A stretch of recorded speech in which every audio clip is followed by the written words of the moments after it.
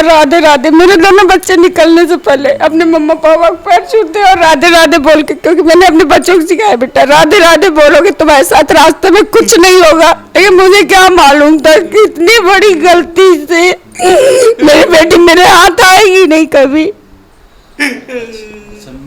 और कुछ नहीं चाहते, और जो अपराधी पाए जाएंगे उनको तो मेरे हस्बैंड भले कह रहे हैं, लेकिन मैं तो यही चाहूंगी उनको फांसी दी जाए। कम से कम मेरी जो आग दहक रही है, जो मैंने अपनी बेटी को खो के दर्द समझा है, वो उनको जब मौत मिलेगी तो मुझे कुछ तरीके से राहत तो नहीं मिल सकती, लेकिन कुछ जाकर हमारे कलेजे को ठंडक से। इसीलिए मुझे लग रहा है कि बताइए वो जो बच्चियां दे रही हैं, क्या उनके साथ होता तो वो सहन कर पाती? एक छोटे से फूल से ऐसे बच्चे को कोई इतना टॉर्चर करेगा, सह पाएगा? सह तो मैं नहीं पाती, इतनी बड़ी हूँ, लेकिन मेरी बेटी ने बहुत सहा। उसके बाद भी उसके साथ मुझे तो अभी ये भी मुझे नहीं कंफर्म है कि मेरी बेटी ने कूद के ही किया है। मैं नहीं मान सकती, जब तक मैं ये प्रूफ नहीं देखूंगी तब तक मैं मान नहीं सकती कि पता नहीं मेरी बेटी कूदी है कि उसे धक्का दिया गया है। ये खा गए हैं, युवाओं के अंदर एक नई ऊर्जा पैदा हो गई इसको लेकर के।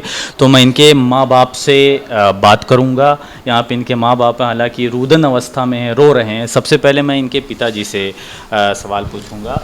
ये बताइए, आपकी जब बच्ची की मौत हुई, स्कूल प्रशासन को ये पता चल गया तो उन्होंने किस तरीके से प्रतिक्रिया दी? सर ये हमको फ़ोन आया स्कूल की तरफ से, लेकिन उस फ़ोन से हमको इस तरीके कोई बात नहीं बताया गया। और 2-3 फ़ोन आए लेकिन कोई ऐसी बात नहीं बताई गई। फिर मिसेज का नंबर पूछा गया, मिसेज का नंबर दिया मैंने। इसके बाद मिसेज के पास फ़ोन गया तो मिसेज को बुलाया गया और फिर हम दोनों लोग साथ आए तो वहाँ पे हमको सिर्फ डेड बॉडी मिली। जी। अच्छा, ये जिस तरीके से रिपोर्ट्स आ रही हैं इसमें बताया ये जा रहा है कि आपको बताते वक्त काफ़ी टाइम लगा दिया गया ताकि शायद सबूत को और साक्ष्य को मिटाया जा सके, जिस तरीके से ये रिपोर्ट्स आ रही हैं। जी, काफ़ी समय लग गया। और वहाँ आने के बाद न कैंपस में बॉडी थी, न कोई ब्लड था, न खून था, कुछ भी नहीं था। जी। अच्छा, और जो बच्ची की बॉडी थी वो कैंपस में नहीं मिली आपको, कैंपस के आउटसाइड में मिली? कैंपस में नहीं मिली, जहाँ से स्कूल के अंदर हम लोग घूमते हैं मिशन रोड से, वहाँ पे मुझे एम्बुलेंस में डेड बॉडी मिली। वो भी हमको बताया नहीं गया कि इसमें डेड बॉडी श्रेया की ही है। अच्छा, मैं पूछना चाहूँगा उनकी माता जी से, श्रेया की, ये आप लोगों ने शुरू में दुष्कर्म का आरोप लगाया कि स्कूल के जो टीचर्स हैं, तो इस तरीके की बातें आई, तो इसमें कितनी सच्चाई है और आप कितना इसमें मानती हैं कि कुछ सच्चाई है? क्योंकि जब मुझे बॉडी मिली भैया तो मेरी बेटी का यहाँ से कपड़ा फटा हुआ था, आगे की उसकी पूरी स्लीव का सिलन खुला हुआ था, उसके कान के बालियाँ नोच लिए थे लोग, बाली भी मुझे में नहीं मिली, नाक की कील बाहर थी, बाल उसके पूरे बिखरे हुए थे, उसका दुपट्टा जो पिनअप किया हुआ था वो उसके गले में लपेटा हुआ था। तो मैं क्या, इससे क्या मैं संदेह करूं? या मैं ही नहीं, हर माँ से मैं पूछ रही हूँ क्या संदेह कर सकती है? यही ना संदेह करेगी उसके साथ जबरदस्ती किया गया है, उसके कपड़े जबरदस्ती उतारने की कोशिश की गई, यही ना मैंने कहा है, और क्या कहा है। अच्छा, बाली भी नहीं मिली, आप ये बता रहे हैं कि बाली वगैरह भी नहीं, वो सब गायब हो गई। अच्छा, इसमें इस मामले में आप स्कूल प्रशासन को कितना जिम्मेदार मानते हैं? मैं अभी तक प्रशासन को जिम्मेदार नहीं मान रही थी। प्रशासन क्या नहीं, स्कूल ही प्रशासन को मैं जिम्मेदार नहीं मान रही थी, इसीलिए मैंने कहीं स्कूल प्रशासन का नाम भी नहीं अभी तक लिया था। लेकिन कल के बयान से मेरे भाइयों ने मुझे जो वीडियो दिखाया, अब इससे मुझे लग रहा है कि शायद उन लोग भी इसमें इन्वॉल्व है, क्योंकि मैंने तो सोचा था कम से कम स्कूल प्रशासन मेरे साथ होगा। मेरी बेटी को उन्होंने जिस तरीके से मार दिया, मैंने तो खाली उन्हीं लोगों पे आरोप लगाया जिन्होंने ये मतलब घिनौना काम किया था, जो कानूनी रूप से आरोपी थे। लेकिन अभी बच्चियों को दबाव डाल के बच्चियों से बयान दिलवाना, वो बच्चियां भी मेरी हैं, मेरी बच्ची तो चली गई, लेकिन मैं नहीं चाहती किसी और की बच्ची के साथ ऐसा हो। आज वो बयान देंगी तो हो सकता है उनके साथ कल कुछ हो सके। अच्छा, जिस दिन ये घटना घटी उस दिन जब बच्ची स्कूल जा रही थी सुबह में, तो उसकी मानसिक अवस्था क्या थी? वो ठीक ठाक जैसे डेली दैनिक में जाती थी स्कूल वैसे ही गई थी उस दिन भी? उस दिन मेरी बेटी मेरे 7 साढ़े 7 बजे तक मेरे घर के सभी लोग नहा धो के हंस बोल, यहाँ तक मेरे बड़े भाई का फोन आया था, वो तो रिकॉर्ड आएगा तो पता चले। मेरे भाई से भी मेरी बेटी बोली है, बात की है, उसकी भी आवाज उसमें है। वो खुश थी, कैसे मैं कहूँ कि नहीं, वो व्रत थी, वो पूजा करके अपना फलाहार बना के लंच उसने खुद तैयार किया क्योंकि मैं पूजा पे बैठी थी। तो मैं कैसे कहूँ, मैं उसने मेरा पैर छुआ और मुझे बोली मम्मा राधे राधे। मेरे दोनों बच्चे निकलने से पहले अपने मम्मा पापा को पैर छूते और राधे राधे बोल के, क्योंकि मैंने अपने बच्चों को सिखाया बेटा राधे राधे बोलोगे तुम्हारे साथ रास्ते में कुछ नहीं होगा। लेकिन मुझे क्या मालूम था कि इतनी बड़ी गलती से मेरी बेटी मेरे हाथ आएगी नहीं कभी। मैं ये पूछना चाहूँगा, मैं समझ रहा हूँ आप लोगों की स्थिति को समझ पा रहा हूँ बखूबी कि भाई एक माँ बाप से उसकी जवान बेटे चले जाएं, बेटी चली जाए तो किस तरीके की अवस्था होती है। हम सब भी उसमें बहुत रुदन अवस्था में हो जाते हैं। अच्छा, मैं ये जानना चाहूँगा, स्कूल के लोग जिस तरीके से प्रतिक्रिया दे रहे हैं, आप लोग उससे सहमत नहीं हैं? नहीं, हम उससे बहुत ही दुखी हुए हैं कल से, इसीलिए मुझे लग रहा है कि बताइए वो जो बच्चियां दे रही हैं क्या उनके साथ होता तो वो सहन कर पाती? एक छोटे से फूल से ऐसे बच्चे को कोई इतना टॉर्चर करेगा, सह पाएगा? सह तो मैं नहीं पाती, इतनी बड़ी हूँ, लेकिन मेरी बेटी ने बहुत सहा। उसके बाद भी उसके साथ मुझे तो अभी ये भी मुझे नहीं कंफर्म है कि मेरी बेटी ने कूद के ही किया है। मैं नहीं मान सकती, जब तक मैं ये प्रूफ नहीं देखूंगी तब तक मैं मान नहीं सकती कि पता नहीं मेरी बेटी कूदी है कि उसे धक्का दिया गया है। ये बात आप कह रही हैं कि अभी इस तरीके की चीज़ें भी आप नहीं मानेंगे कि वो उसने कूद करके जान दी है? मैंने कभी नहीं, मैंने किसी भी मीडिया पे ये नहीं कहा। मेरी बेटी बहुत हिम्मती थी क्योंकि वो मेरी बेटी थी। मैं उसे 16-17 साल अपने पास रखा है। वो घर में छोटी छोटी बातों पे आवाज उठाने वाली लड़की थी, तो कैसे वो अपने लिए नहीं लड़ी और कूद गई? नहीं, मैं नहीं सकती, क्योंकि मैं जब प्रिंसिपल के ऑफिस में पहुंची, वहाँ पूरे टीचरों के समूह इकट्ठा था, चाहे प्रिंसिपल हो, चाहे प्यून हो, चाहे दाइयाँ हो, सब इकट्ठे थे। क्यों इकट्ठे थे? क्योंकि वहाँ षड्यंत्र रचा जा रहा था कि माँ बाप जो अपनी बच्ची को खो चुके वो आएंगे तो वो बिल्खेंगे ही नहीं, वो हो सकता कुछ प्रक्रिया करे, तो इसलिए पहले से तुम लोग तैयार रहो, क्या बताना है।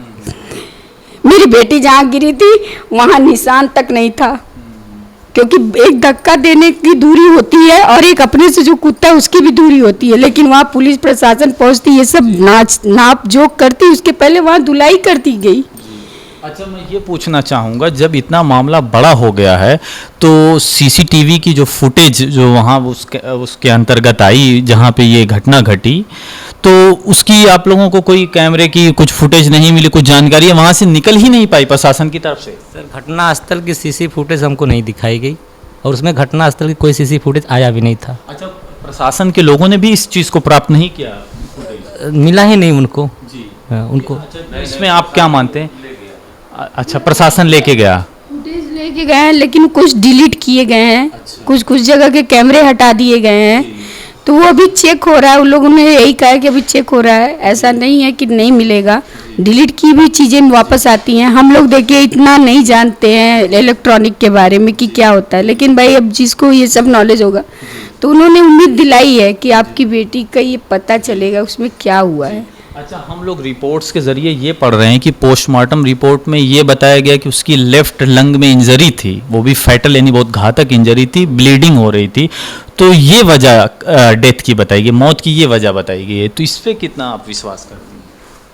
ये तो सर पोस्टमार्टम वाले ही जानेंगे, क्योंकि पोस्टमार्टम तो अंदर लंग की फेफड़े की बीमारी उनको पहले से कोई बीमारी नहीं थी, आज तक एक टैबलेट नहीं खाई थी वो। बेटी को आप मेरे घर में चल के देखिए, सभी बीमार रहते हैं, लेकिन मेरी बेटी कभी एक टैबलेट नहीं खाती थी। वो नॉर्मल एक लड़की नहीं थी। भगवान ने मुझे ठीक है जितने दिन के लिए दिया, लेकिन वो बहुत ताकतवर थी, इतनी ताकतवर थी कि वो अपने पापा को अपने हाथ से उठा बैठा सकती थी। वो बीमार कभी नहीं हुई थी। इसका प्रूफ एक मिशन हॉस्पिटल में डॉक्टर भी दे सकते हैं, क्योंकि उसके पैर में थोड़ा सा जो है इन्फेक्शन हुआ था। वो ऐसी कमज़ोर लड़कियों में की नहीं थी कि नहीं, फूल सी नाजुक सी मैंने बच्ची पाली थी। वो उस उस वक्त की बच्ची है जहाँ 12-12 महीने लाइट मिलती ही नहीं थी, 1-1 महीने 2-2 महीने वो गर्मी से गर्मी में रहने वाली, ठंडी से ठंडी, वो दिसंबर के महीने में आइसक्रीम खाती थी। अच्छा, ये पोस्टमार्टम की रिपोर्ट पे आप भरोसा कर रही हैं कि नहीं? मुझे एकदम भरोसा नहीं है, मुझे भरोसा नहीं, लेकिन मैं इतना दुखी थी उस वक्त। मेरी बच्ची की पोस्टमार्टम भी हो गया और उसकी बॉडी को हमको इतना प्रेशराइज किया गया कि हमने अंतिम संस्कार भी कर दिया। प्रशासन की तरफ से कहा गया कि हमें अपना काम नहीं करने देंगे तो हम आपको न्याय कैसे दिलाएंगे, इसलिए हमने प्रशासन को कहा जो है वो माना मैंने। अच्छा, आप मैं लास्ट में पूछना चाहूँगा, आप दोषी किसको मानते हैं इस पूरे मामले में, इस पूरे प्रकरण में? अभी तक मैंने दोषी प्रिंसिपल को, क्लास टीचर को, और जो वीडियो के द्वारा मुझे पता चला, मैं वही अनुकृति मैम को मानती हूँ। बाकी और लोग अगर सहयोग दिए होंगे तो वो तो बाकी प्रशासन निकलवा ही लेगी।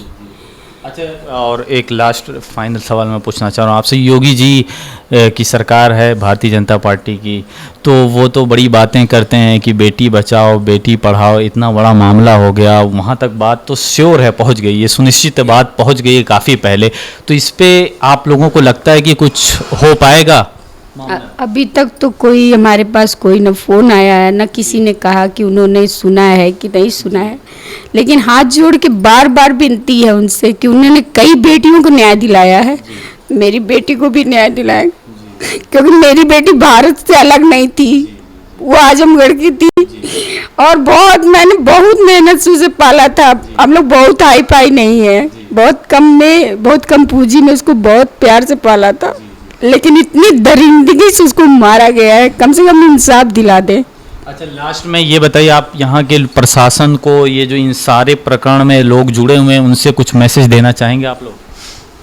उनसे यही कहूँगी कि अभी तक जितने लगन से वो लगे हैं उतने ही लगन से मेरी बेटी के लिए इंसाफ दिलाएं। आजमगढ़ की जनता तो मेरे साथ खड़ी है, यहाँ तक मैं ये भी नहीं करूँगी, बच्चियाँ भी कुछ खड़ी हैं, उनके पेरेंट्स भी खड़े हैं, तो मैं उनके लिए तो धन्यवाद करती हूँ कि वो मेरे दुख के साथ, मेरे बेटी के इस अपराध के साथ खड़े हैं, और आज तभी इतनी तक दूर तक मेरी बेटी की आवाज़ पहुँची है, नहीं तो शायद वो मरती और हम अंतिम संस्कार करके घर में रो बिलख के अपना बिता देते। ये थी श्रेया तिवारी के माता पिता जी जो हमसे बात कर रही थी। हम इस मामले को और भी कवर कर रहे थे, पहले भी हम लोगों ने इस पे वीडियोस बनाई, इससे तमाम इससे जुड़े सवाल पूछे, उन्होंने अपनी प्रतिक्रिया दी, बहुत साफ तौर पे बताया। आप अपनी प्रतिक्रिया दीजिए, कमेंट में टिप्पणी करके दीजिए कि कैसा ये रहा और कौन से लोग दोषी हैं, इसमें न्याय मिलना चाहिए नहीं मिलना चाहिए, आप अपनी प्रतिक्रिया दें। बहुत बहुत शुक्रिया जिया न्यूज़ देखने के लिए।